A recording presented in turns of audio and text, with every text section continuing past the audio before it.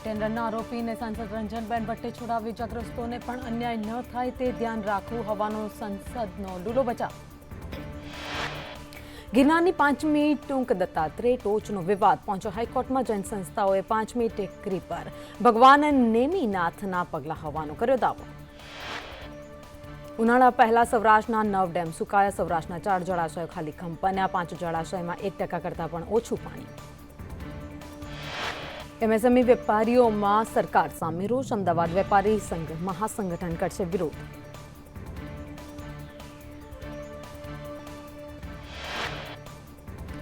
સિંગતેલના ભાવમાં ફરી એકવાર વધારો જોવા મળ્યો છે. સિંગતેલના ડબ્બાનો ભાવ હાલ 2600 રૂપિયા.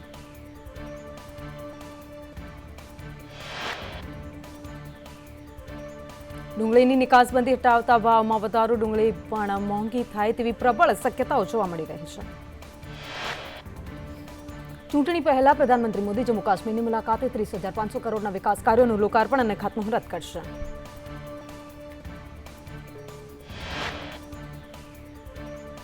આંદોલનકારી ખેડૂતોએ સરકારનો પ્રસ્તાવ ફગાવ્યો. 21 ફેબ્રુઆરીએ દિલ્હી કૂચ કરશે ખેડૂતો. શાંતિપૂર્ણ માહોલમાં દિલ્હી કૂચ.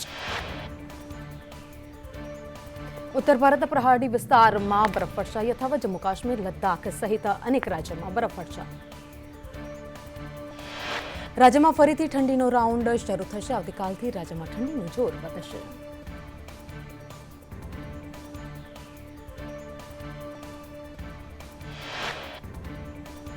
રાહુલ ગાંધી માનહાનિના કેસમાં સુલતાનપુરના જિલ્લા કોર્ટમાં હાજર રહેશે. 2018ના કેસમાં કોર્ટમાં હાજર રહેશે.